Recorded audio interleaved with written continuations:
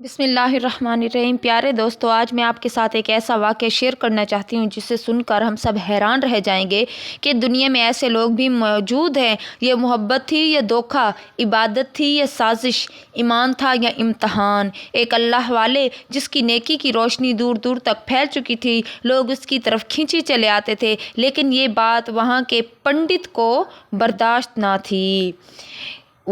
اس نے ایک خوفناک منصوبہ بنایا، ایسا وار جو سیدھا دل پہ لگے، اور پھر وہ پنڈت، اس نے ایسی چال چلی جو کسی نے سوچی بھی نہ تھی۔ وہ محبت کے لبادے میں آئی، ایمان کا رنگ اختیار کیا، سب کو یقین دلایا کہ وہ اس پنڈت کی بیٹی بدل چکی ہے، لیکن اصل میں وہ کیا تھی؟ ایک محبت کرنے والی بیوی یا ایک چھپی ہوئی دشمن؟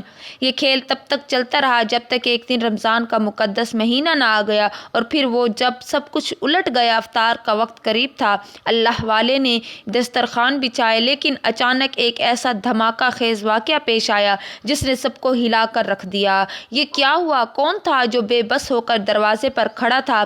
آسمان سے وہ کون سی نشانی اتری جس نے سب کو سجدے میں گرا دیا؟ شاید آپ کا دل بھی یہ سن کر کانپ اٹھے۔ یہ واقعہ جس گاؤں میں پیش آیا، اس گاؤں والوں کو سب کو حیران کر دیا۔ اس لیے اس کہانی کو آپ بھی آخر تک ضرور دیکھیے گا، جہاں کی آب و ہوا بے رنگ تھی، کیونکہ وہاں رہنے والے لوگ ہی ایسے تھے۔ اس گاؤں میں ہندوؤں کی کثیر تعداد رہتی تھی۔ اس گاؤں میں چند گھر مسلمانوں کے بھی تھے، لیکن وہ تعداد میں کم تھے۔ نور الدین جو بہت ہی نیک بزرگ تھے، جب اپنے گھر سے نکلتے تو لوگ ان کی جھلک دیکھ کر حیران رہ جاتے، کیونکہ بہت نورانی چہرے والے تھے۔ ان کے ایمان کی چمک اتنی زیادہ تھی کہ دیکھنے والا دیکھ ہی نہیں سکتا تھا۔ لیکن ایک بندہ جو ہمیشہ چلتا رہا، آخرکار اس کی منافقت اس مقام تک پہنچی جس نے سب کو ہلا کر رکھ دیا۔ نور الدین جو کہ بہت اچھے تھے اور ان کی شخصیت بھی سب کو متاثر کرتی تھی، ایمان بھی بہت مضبوط تھا، اسی وجہ سے اس گاؤں کا پنڈت جس کا نام گلرام تھا، وہ جل جل کر راکھ ہوتا جا رہا تھا، اندر ہی اندر کڑتا رہتا۔ اسی طرح جب رمضان کا مہینہ آیا تو اپنے اصولوں کے پابند اس نیک بزرگ نے مسجد میں افطاری کا بہت بڑا اہتمام کیا۔ افطاری میں مزے مزے کے کھانے سے دسترخوان سجایا جاتا۔ نور الدین کی یہ رحم دل سخاوت دیکھ کر بہت سارے ہندو لوگوں کے دل بھی نرم ہو چکے تھے۔ وہ سمجھ چکے تھے کہ اسلام واقعی خوبصورت مذہب ہے، جو نہ صرف غریبوں کی مدد کرنے کا حکم دیتا ہے، بلکہ اس بابرکت مہینے میں اس گاؤں میں خوشبو پھیل جاتی تھی۔ اس منظر کو دیکھ کر وہاں کے رہنے والے ہندو جلنے لگے، افطاری کی خوشبوئیں ہر طرف پھیل جاتی۔ پنڈت اور باقی منافق دل لوگ جب یہ منظر دیکھتے تو اندر ہی اندر جلتے رہتے، نہ چاہتے ہوئے بھی وہ کچھ نہ کر سکتے تھے۔ ایک دن گلرام کی برداشت ختم ہو چکی تھی۔ اس نے تمام گاؤں والوں کو کہا کہ میں اب روک کر دکھاؤں گا، دیکھو اس کی ہمتیں بڑھتی جا رہی ہیں، اس نور الدین کو تو میں اب روک کر دکھاؤں گا۔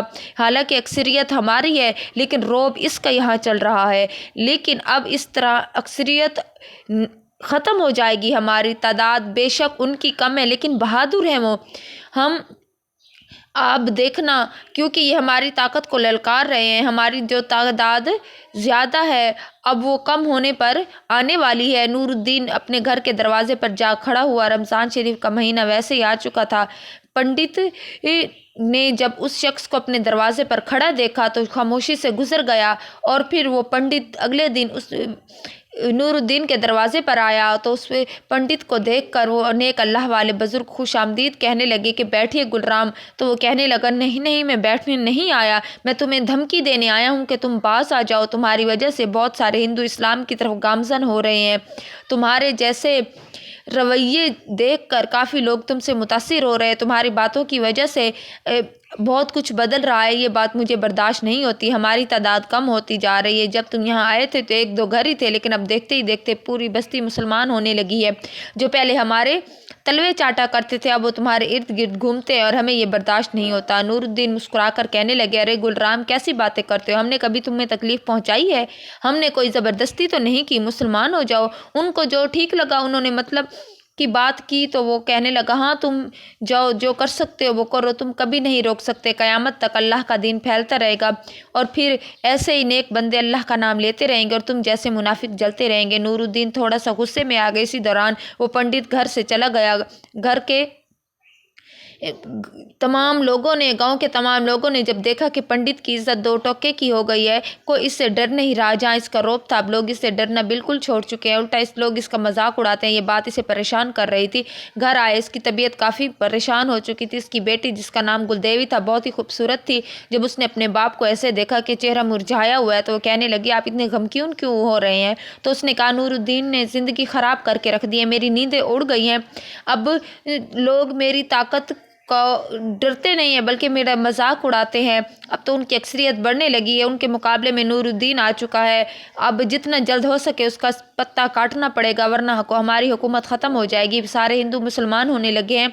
उनकी बातें जो है तमाम हिंदुओं को मुतासिर करने लगी हैं। तो गुल देवी ने कहा कि आप छोड़िए, इन बातों का क्या फ़ायदा, हम सब इनसे डरते भी नहीं हैं और हमें कोई परवाह नहीं है लोगों की कि वो जैसे भी जिएं।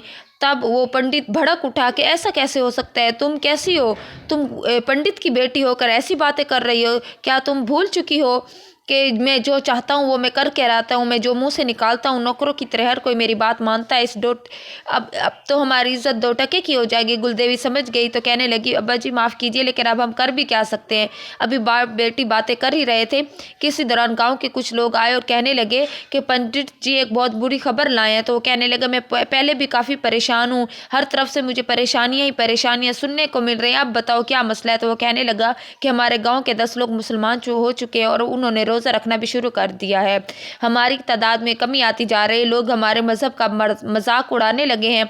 तुम लोग कुछ करो न करो, अब हम इस परेशानी में कैसे रहे। अभी ये बातें हो ही रही थी कि पंडित का रोब ख़त्म हो चुका है, कि गली का कुत्ता भी इससे नहीं डरता। तो ये बातें सुनकर उसकी बेटी गुस्से में आ गई, कहने लगी कि तुम सब खामोश हो जाओ, मैं ऐसा बदला लूँगी कि तुम देख लेना। तो वो कहने लगे, तुम क्या कर सकती हो, तुम कुछ भी नहीं कर सकती।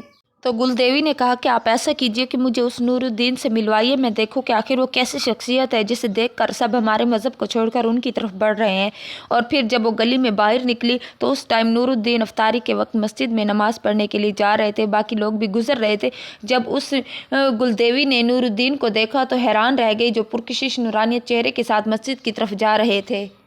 तो वो हैरान परेशान रह गई। और फिर तो वो जब उन्हें टिकटिक की बातें देख रही थी, तब वो नूरुद्दीन उससे कहने लगी, क्या बात है बेटी? तो वो कहने लगी, मैं आपको साफ साफ कहने आई हूँ कि आप मेरे वालिद को परेशान मत करें। पूरी पूरी रात वो जागते हैं, उन्हें आराम नहीं मिलता। आपकी वजह से उन्हें बहुत ज़्यादा मसाइल शुरू हो रहे हैं, इस गाँव में भी बदमज़गी फैल रही है। नूरुद्दीन मुस्कुराने लगे, कहने लगे, अरे बेटी तुम भी अपने बाप जैसी हो, अब मैं क्या कहूँ, हमें जाने दो, हमें नमाज़ पढ़ने मस्जिद जाना है। ये कहकर वो वहाँ से चले गए। गुलदेवी अभी इस्लाम के मुतालिक कुछ नहीं जानती थी, वो उनका पीछा करने लगी। पीछा करते करते वो मस्जिद के पास पहुंच गई। मस्जिद में पहले तो इफ्तारी का बड़ा सा एहतमाम था, जहां पर तमाम किस्म के खाने रखे गए थे, फल, मशरूबात, लजीज खाने। गुलदेवी ने जब सब देखा तो बहुत ज़्यादा मुतासिर हुई। एक नमाजी से पूछने लगी कि क्या पैसे लिए जाते तुम सबसे ये खाना के तौर पर? तो वो कहने लगा, अरे लड़की तू नहीं जानती, रमज़ान शरीफ का महीना है और ये नूरुद्दीन का मामूल है कि वह रमज़ान शरीफ के महीने में पूरा महीना इफ्तारी का बंदोबस्त करते हैं। अल्लाह ने उनको रिस्क अता किया है, जिसकी वजह से वो लोगों को रोज़ा इफ्तार करवाते हैं। ये कहकर वो नमाजी मस्जिद में चला जाता है। और फिर गुलदेवी हैरान रह गई कि ऐसा कैसे हो सकता है। वो जो सोच कर आई थी उसके बरक्स हुआ, दिल ही दिल में कहने लगी, तभी मैं कहूँ लोग इस कदर इससे मुतासिर क्यों हो रहे हैं, यकीनन कुछ तो है जिसने मुझे भी सोच में डाल दिया। वो घर आई तो उसका बाप उदास बैठा था, कहने लगा कि मेरी बिटिया रानी कहाँ गई थी, इस वक्त घर से बाहर क्यों निकली? तो वो कहने लगी, मैं अभी जो देख कर आ रही हूँ उसने मुझे सोच में डाल दिया है। वो पूछने लगा, बेटी आखिर क्या देख कर आई हो? तो गुलदेवी ने सारी बात बताई। तो अपनी बेटी से कहने लगा कि तुम्हें अपनी कोई परवाह नहीं होनी चाहिए, हमारे पास क्या है क्या नहीं, आहिस्ता आहिस्ता बस ये सोचो कि लोग मुझसे दूर होते जा रहे हैं, मुझे डर है कि कहीं तुम ना बदल जाओ। तो वो कहने लगी, नहीं बेटा नहीं अब्बा जी, मैं आपके हर आंसू का बदला लूँगी। ये कहकर वो वहाँ से चली गई। अगले दिन गांव के चंद लोग आए, कहने लगे, पंडित जी आज हम आपके पास एक फ़ैसला लेकर आए हैं कि अगर आप नूरुद्दीन को इस तरह के कामों से नहीं रोकेंगे तो फिर हम भी आपके साथ नहीं रहेंगे। पंडित ने जब देखा कि अब हालात और ज़्यादा मुश्किल हो गए हैं तो वो कहने लगा, तुम लोग फिक्र मत करो, तुम लोग अपने घरों में जाओ, मैं नूरुद्दीन से बात करूँगा। रात को अपनी बेटी को लेकर सीधा नूरुद्दीन के घर जाता है, दरवाजे पर दस्तक देता है तो नूरुद्दीन का बेटा जिसका नाम आरिफ था दरवाज़ा खोलता है। नूरुद्दीन की बेटी कहने लगी, अपने बाप को बुलाओ, कहाँ है तुम्हारा बाप? आरिफ कहने लगा कि अब्बा जी बाहर बैठने کے لیے آ ہی رہے ہیں، آپ لوگ بیٹھے ہو۔ تو عارف جو کہ خوبصورت نیک نوجوان تھا، باپ نے اس کی تربیت بھی اچھی کی تھی۔ اس دوران نور الدین دروازے پر آیا۔ ارے پنڈت کیا ہوا، تم کیوں بار بار آ رہے ہو؟ تم کیا چاہتے ہو کہ ہم یہ گاؤں چھوڑ کر چلے جائیں؟ لیکن یہ تمہاری بہت بڑی بھول ہے، یہ سلسلہ ایسے ہی چلتا رہے گا اور تم بھی ایسے ہی جلتے رہو گے۔ یہ کہہ کر وہ دروازہ بند کر دیتے۔ یہ سارا منظر گاؤں کے تمام لوگ دیکھ رہے تھے۔ جب انہوں نے دیکھا کہ پنڈت کا خوف کم ہو چکا ہے تو گاؤں والے اسی دوران کہنے لگے، پنڈت جی یہ تھی آپ کی طاقت، آپ نے خود دیکھ لیا نا، پھر کل ہم سے شکایت مت کیجیے گا۔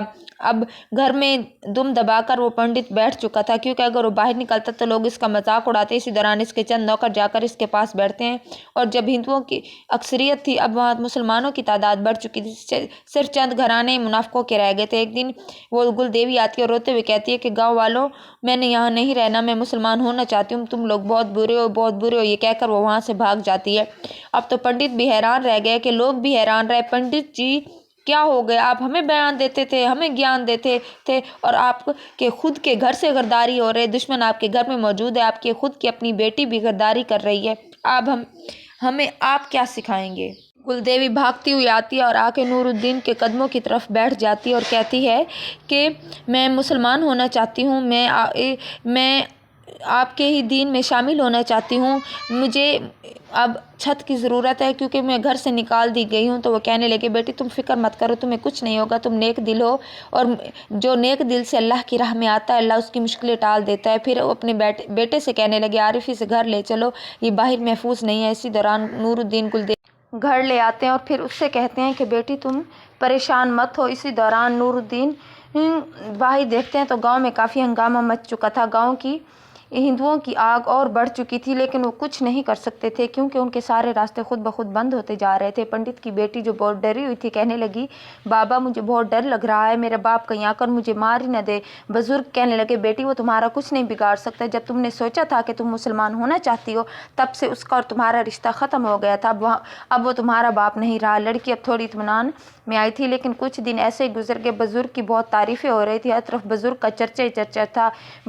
پنڈت تک جب یہ باتیں پہنچی تو وہ جلتا ہی رہا، اب اس نے گھر سے نکلنا بھی بند کر دیا تھا، لوگ اس کے خلاف ہو چکے تھے۔ ایسے ہی دن گزرتے جا رہے تھے۔ ایک دن بزرگ اپنے بیٹے کے ساتھ اور گاؤں کے چند مسلمان لوگوں کے ساتھ بیٹھے تھے کہ اسی دوران گل دیوی وہاں پر بیٹھی آئی تو وہ کہنے لگے کہ تم یہاں کیا کرنے آئی؟ تو وہ کہنے لگی کہ مجھے آپ سے ضروری بات کرنی ہے، میں کب تک آپ پر مسلط رہوں گی، مجھے کوئی نہ کوئی راستہ تو ڈھونڈنا ہوگا، کوئی نہ کوئی گھر جس میں ہمیشہ کے لیے رہ سکوں، کیونکہ اب میں اس مقام پر ہوں، اب میرے پاس اور کوئی سہارا نہیں ہے، بس آپ نے مجھے چھت دی ہے، آپ کا بہت شکریہ ادا کرتی ہوں، لیکن اب میں کیا کروں، میں نہیں چاہتی کہ میں آپ پر بوجھ بنوں۔ نور الدین اس دوران سوچ میں بیٹھے رہے کہ پھر کہنے لگے کہ بیٹا جوان ہے، اب میں اس کے لیے نامحرم ہوں، ایک ہی چھت تلے ہم کیسے رہ سکتے ہیں؟ نور الدین اس وقت کہنے لگے، بیٹی تم بالکل صحیح کہہ رہے ہو، لیکن اب ہم کیا کریں بھی تو کیا کریں؟ اچانک نور الدین کہنے لگے، ٹھیک ہے بیٹی، میں نے ایک فیصلہ کیا ہے، میں تمہارا نکاح اپنے بیٹے عارف سے کروا دوں گا، اب تو تم خوش ہونا۔ وہ خوشی سے جھوم اٹھی اور رونے لگی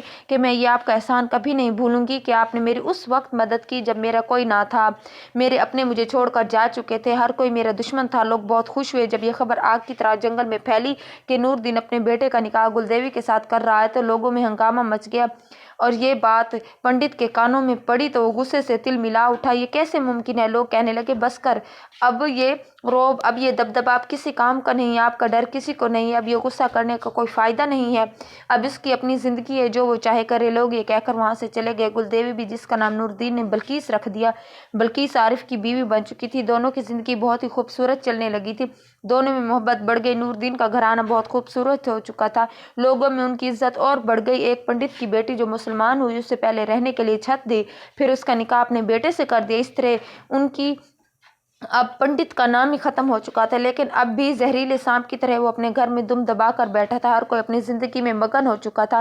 ایسے ہی ایک سال گزر گئے۔ اب ایک بار پھر سے رمضان شریف کا مہینہ آ رہا تھا، عارف کام کے سلسلے میں ملک سے باہر جا رہا تھا۔ نور الدین کہنے لگا، بیٹا اللہ تمہیں آباد کرے، تمہاری نسل کو بڑھائے، کیونکہ ابھی تک عارف کی اولاد نہیں تھی، لیکن کام کے سلسلے میں اسے ملک سے باہر جانا پڑا تو وہ باہر چلا گیا۔ اب وہ اور نور الدین اب گھر میں اکیلے تھے، سب پہلے کی طرح چل رہا تھا۔ رمضان شریف کا مہینہ آیا، نور الدین ہر سال کی طرح افطاری کا اہتمام کرتے، غریبوں میں راشن تقسیم کرتے، اسی طرح گاؤں میں رونق لگی رہتی تھی۔ اس بار بھی وہ مسجد میں افطاری کا اہتمام کرنے والے تھے کہ ان کی بہو کہنے لگی، بابا جی میرے عارف کی تنخواہ اگلے مہینے آئے گی، اب آپ سارا راشن تو لوگوں میں نہیں दे सकते, हम क्या खाएंगे। नूरदीन कहने लगा, बेटी मैंने कोई तुमसे पैसे मांगे हैं, मेरा ये काम है और मैं ये खुद देख लूँगा। ये कहकर नूरदीन घर से चले गया। आज पहला रोज़ा था। लोगों में खुशी की एक नई लहर दौड़ चुकी थी। हर तरफ खुशबुएं थी। जब अफ्तारी का वक्त आया तो नूरदीन कहने लगे, बेटी तुमने रोज़ा नहीं रखा, ये बात बिल्कुल अच्छी नहीं है। चलो तुम्हारी तबीयत ठीक नहीं थी, लेकिन कल तुम लाजमी रोज़ा रखना है। बल्कि इससे कहने लगी, मेरी तबीयत बहुत ख़राब रहती है, बाद में रख लूँगी। आप कहाँ जा रहे हैं? अरे बेटी तुम्हें पता नहीं, मस्जिद में मैंने बड़ी अफ्तारी का एहतमाम किया है। रमज़ान शरीफ की आमद की खुशी में गाँव के हर ख़ास और आम को अफ्तारी की दावत दी है, जो हर साल की तरह होता है। लेकिन तुम्हारा ये पहला रमज़ान है इस घर में, इसलिए तुम्हें पता नहीं है। ये कहकर वो वहाँ से चले गए। उन्हें क्या पता था कि अब आगे क्या होगा। या ऐसा होगा जो सबको हिलाकर रख देगा, जो सबकी अकल को ख़त्म कर देगा। और फिर ऐसे ही 3 दिन गुजर चुके थे। आज जुम्मा का दिन था। नूरदीन ने रोज़ा रखा और इसी तरह बड़ी अफ्तारी का एहतमाम किया गया। अफ्तारी के साथ साथ सहरी भी हो चुकी थी। दोपहर का वक्त था तो वो अपने ससुर से कहने लगी, बल्किस कि मैंने आज आपसे बहुत ज़रूरी बात करनी है। मुझे ये बात बिल्कुल पसंद नहीं कि आप घर का राशन उठाकर दूसरों को दे रहे हैं। न जाने मुझे तो आप 1 रुपया भी नहीं देते। आप हर बार इसी तरह ही करते हैं, लेकिन अब इस बार ऐसा नहीं होगा। नूरदीन उस वक्त उसकी बात सुनकर कहने लगे, तुम कैसी बातें कर रही हो? क्या मजाक कर रही हो? बल्कि तो वो गुस्से में आगे कहने लगी, नहीं मैं मजाक नहीं कर रही, बस आज के बाद आपको मैं पैसे नहीं दूंगी, क्योंकि सारे पैसे उसने अपने ससुर से ले लिए थे। जब अफ्तारी का वक्त आया तो नूरदीन कहने लगा, बेटी ये तुम बिल्कुल गलत कर रही हो। बेटी तुम्हें क्या हो गया है? तो वो कहने लगी कि कुछ नहीं है। तो जब अफ्तारी का वक्त आया तो नूरदीन परेशान हो गया, क्योंकि वो कहने लगे, तुम मेरी बनी बनाई इज़्ज़त ख़राब कर रही हो। क्या तुम्हें किसी की नज़र लग गई है? तुम्हें क्या हो गया? तो वो हंसने लगी, कहने लगी, बस करो यहाँ से जाओ, मैं तुम्हें 1 रुपया भी नहीं दूंगी, तुम क्या कर लोगे? और हंसती रही। बिल आखिर वो वक्त आ जाता है जब अफ्तार का वक्त होता है। जब गांव के लोग मस्जिद आए तो देखा कि वहाँ पर कोई नहीं था, कोई अफ्तारी का सामान नहीं था और नूरदीन भी अभी नहीं आए थे। वो कहने लगे, खुदा खैर करे, कहीं इनकी तबीयत तो ख़राब नहीं। इसलिए उनका पता करने उनके घर आए। दरवाज़े पर दस्तक दी तो बल्किस कहने लगी कि वो आज अफ्तारी नहीं करवाएंगे, तुम लोग जा सकते हो। ये कहकर वो दरवाज़ा बंद कर देती है। लोग हैरान हुए कि ये कैसे हो सकता है, आज उसने किस लहजे में बात की है हमारे साथ। बुज़ुर्ग ने हमें बताया ही नहीं। 1 दिन गुजर गया, लोगों ने ये बात दिल पर नहीं ली। लेकिन अगले दिन फिर ऐसा हुआ। बल्कि अब तो वो कहने लगी कि अगर तुम घर से बाहर निकले तो मैं तुम्हें देखूंगी, फिर बाहर ही रहना, अंदर नहीं आने दूंगी। अब वो नूरदीन को घर में बंद रखने लगी। वैसे भी अब बुजुर्ग हो चुके थे। अगले दिन जब मस्जिद में लोग इफ्तार के वक्त गए तो उस दिन भी नूरदीन मस्जिद में नहीं थे और ना ही इफ्तारी का सामान था। अब लोग परेशान हुए, न जाने कहीं उन पर कोई मुसीबत ना आ गई। सब उनके घर आए और कहने लगे, नूरदीन साहब बाहर निकलिए, कि आपकी तबीयत ख़राब है। इसी दौरान बल्किस बाहर आई, कहने लगी, तुम लोगों को एक बात समझ नहीं आती, वो नहीं जाएंगे, उन्होंने मना किया है। जो भी आए कह दो कि मेरी तबीयत ख़राब है, वो अफ्तारी भी नहीं कर पाएंगे, लिहाजा तुम लोग जा सकते हो। लोग कहने लगे, नहीं ऐसा नहीं हो सकता, तुम झूठ बोल रही हो, आज तक उन्होंने कभी ऐसी बात की भी नहीं है, हमें एक बार उससे मिलने दो। बल्कि वो कहने लगी, ये घर मेरा है, तुम लोगों का यहाँ कोई हक नहीं है, तुम लोग यहाँ से जाओ, अब यहाँ मेरा हुक्म चलता है, चले जाओ। अब बुजुर्ग की बनी बनाई इज्जत थी, वो उनकी बहुत ख़राब कर रही थी। अब लोग उनका मजाक उड़ाने लग गए थे। और तो कोई नहीं, वो उनके मुनाफिक पंडित को भी अब मौका मिला था। वो भी अब गांव की हवाएं महसूस कर रहा था। आरिफ मुल्क से बाहर था, इसे पता नहीं था कि यहाँ उसकी बीवी ने नागिन के तरह अपना रूप बदल लिया है।